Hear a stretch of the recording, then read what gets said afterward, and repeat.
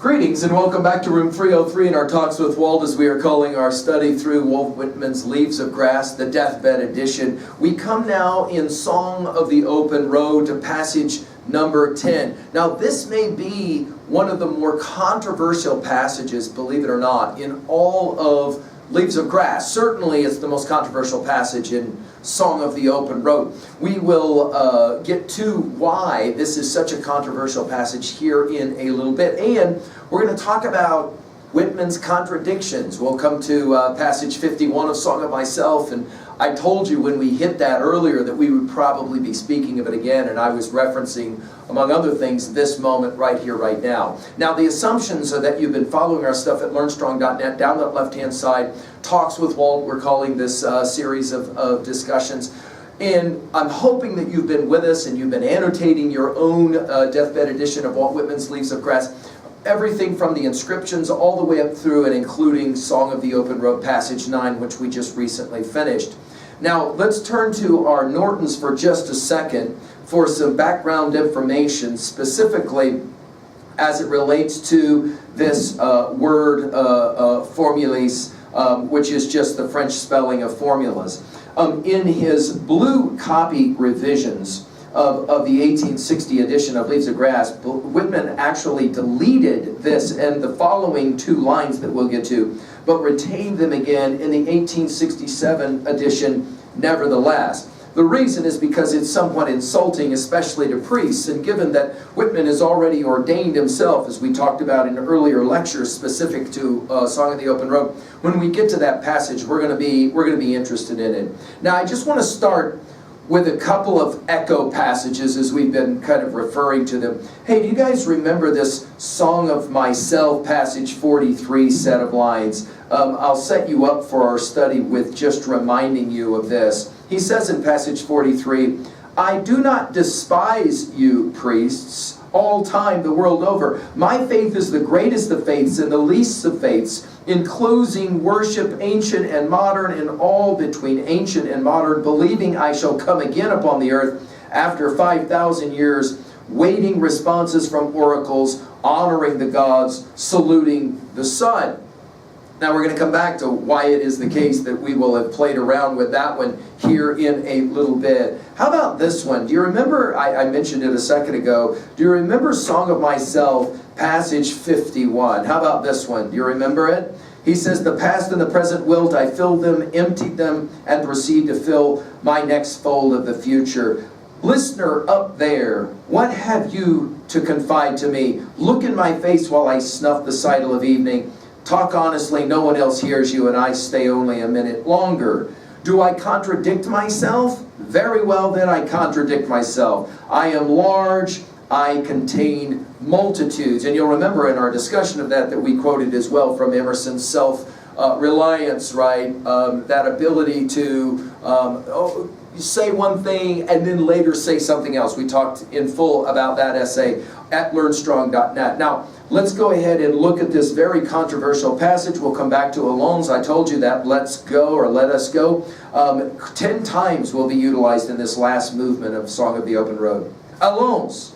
The inducements shall be greater. We shall sail pathless in wild seas. We will go where winds blow, waves dash, and the Yankee clipper speeds by under full sail. Allons. With power, liberty, the earth, the elements, health, defiance, gaiety, self-esteem, curiosity.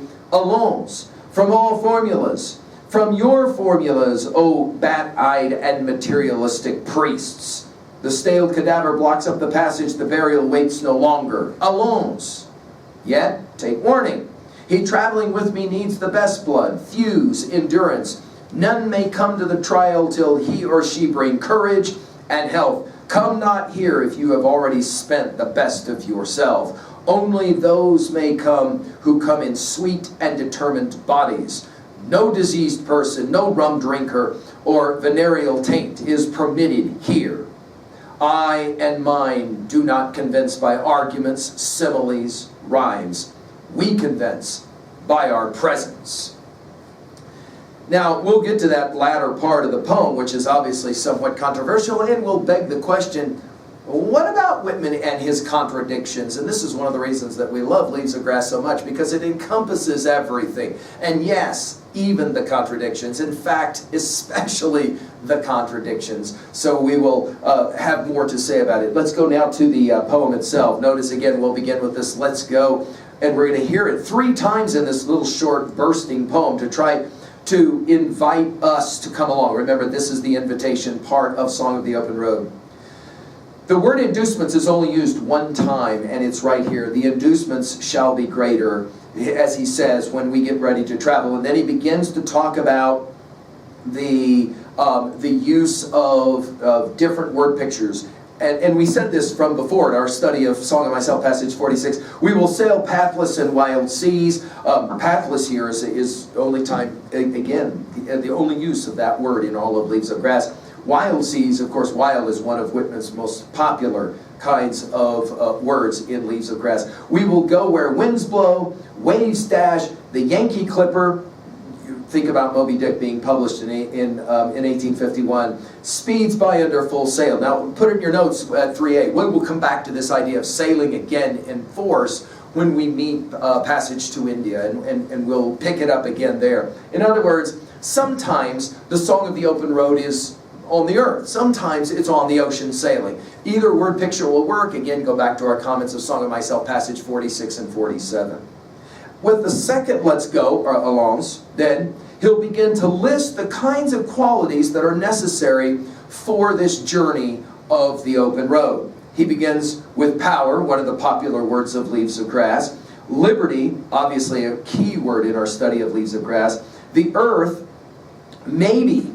That's the most popular word in all of Leaves of Grass. Certainly you can run it to ground. I mean, the number of times that the word earth gets used.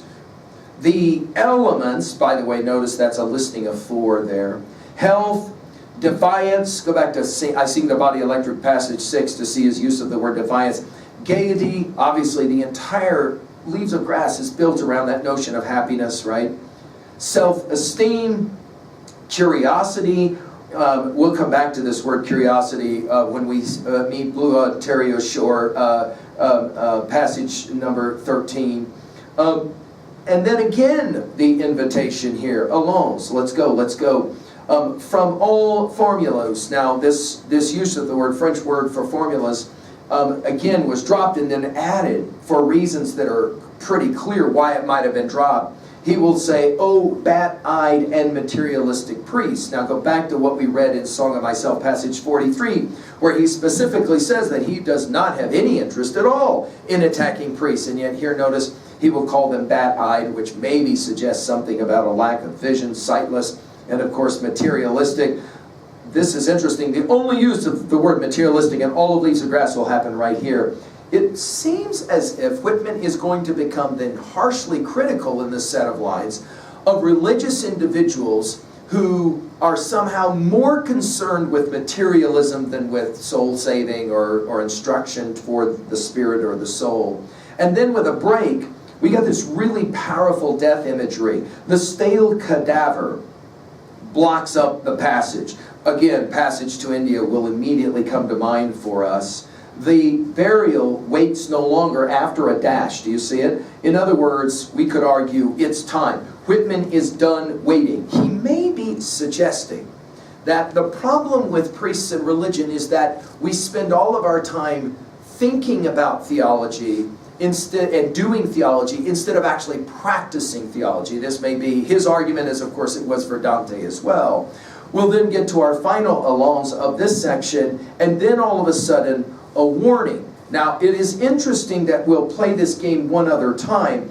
You maybe will recall this poem, "Are You the New Person Drawn Toward Me?" from earlier. "Are you the new person drawn toward me? To begin with, take warning. I am surely far different from what you suppose. Do you suppose you'll find in me your ideal? Do you think it's so easy to have me become your lover? Do you think the friendship of me would be unalloyed satisfaction? Do you think I'm trusty and faithful? Do you see no further than this facade, this smooth and tolerant manner of me? Do you suppose yourself advancing on real ground toward a real heroic man? Have you no thought, O dreamer? that it may be all Maya, illusion. Now this take warning that's here will come back in passage 10 with take warning. And then all of a sudden, the contradictions will begin. Wait a minute, I thought Whitman was the great inclusivist poet, including everyone and everything. And yet, notice now, he traveling with me needs the best blood. Now, this is the only use of that phrase, best blood, and exactly what it is that he means, he'll never fully articulate. Fuse, of course, muscular strength and endurance. Sustainable will is what we've often called it here. None, it's interesting, and if you've got your own copy, you'll probably start circling some of these exclusivist words.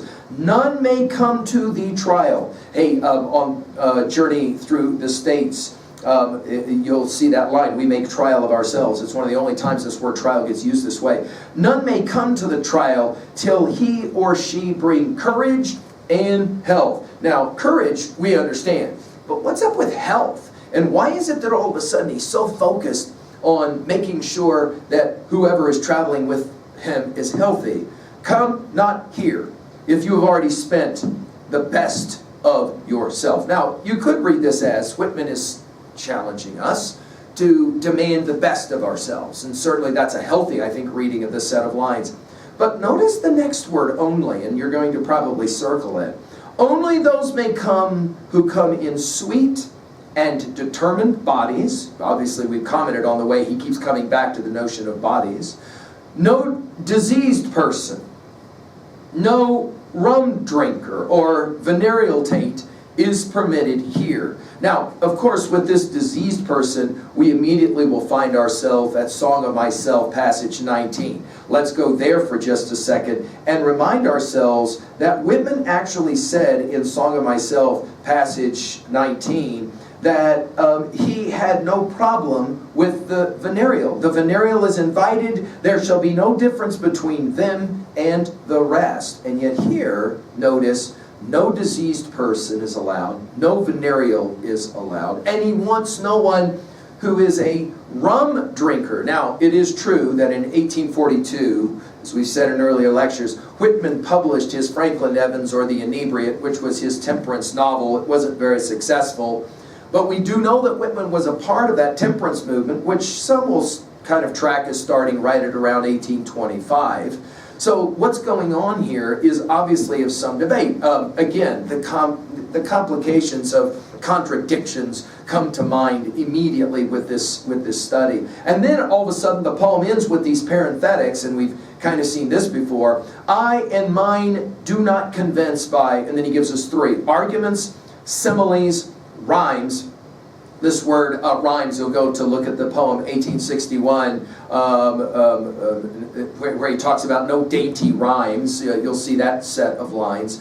It is interesting that he will say, we convince by our presence. Now, this convince idea, it will sound very much like an echo from Song of Myself, passage 30. Do you remember this passage from Song of Myself, passage 30?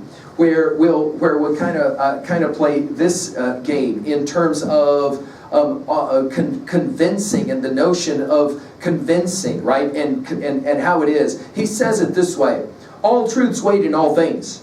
They never hasten their own delivery, nor resist it. They do not need the obstetric forceps of the surgeon. The insignificant is as big to me as any. What is less or more than a touch? Logic and sermons never convince. The damp of the night drives deeper into my soul. Only what proves itself to every man and woman is so. Only what nobody denies is so. Now, go back and look at this notion of what it is that's convincing, and then tie it to earlier what he was talking about with proof. And that wisdom can't be proved in school. It is in fact only through experimental kinds of existence that we will find our truths. And he will say this as well, by our presence. Well, this is complicated stuff, no question. In fact, one of the more complicated passages because of the contradictions. Let's try and finish now into a Well, I think one obvious reading of this passage is that we should always demand the very best of ourselves. And Whitman will say, I'm going to challenge you to demand the very best of yourself. You'll remember in passage 46 that he challenges the student to let go of that little piece of wood that we're clinging to and to swim out into the deep end, into the dangerous place, to nod, laughingly dash with the hair and rise again, right, with laughter. At 2b, well, the textual contradictions are self-evident here. When you look at Leaves of Grass as a full work, it's always challenging to see these different contradictions. And I think we should embrace them, not run from them at all. At 3a, well, we've done a lot of reading from other parts of Leaves of Grass here. Obviously, Song of Myself, echoes come to mind. But I want to finish here with two titles, Dante's Inferno on the passage 24. And you'll remember that Virgil tells him there's a longer, sometimes translated as a higher ladder yet to climb. And we're definitely playing that game here. In other words, there's a certain kind of warning here. Don't try and take this trip with me if you're not willing to go all the way with me and to be serious about it, right? Of course, Tennyson's Ulysses, I think, is where Whitman learned some of these ideas, how dull it is to pause to make an end, to rest unburnished, and to not to shine in use. Those final lines, that which we are one equal temper of heroic hearts, made weak by time and fate, but strong in will. Notice that fuse, that strong, to strive, to seek, to find, and not to yield. The idea of don't ever quit, don't ever give up. That comes to mind, no question. Finally, at 3b, how are we going to own a passage like this? Obviously, the question, do you demand the best or excellence of yourself, is a way to own this kind of passage. But how about this one? Why do you think it is so hard to, at the same moment, be content with who we are, while also demanding excellence of ourselves? Of course, there's always also this one. How is it possible to be very conservative and demanding of ourselves, while at the same time to be very liberal and understanding and forgiving of others? That dance is a Whitman-esque dance, no question about it. And of course, we're going to then turn to passage 11, and you'll see the opening line is, listen, I will be honest with you. And of course, that's going to make us sit up and go, oh man, as we head to the end of Song of the Open Road. Thank you.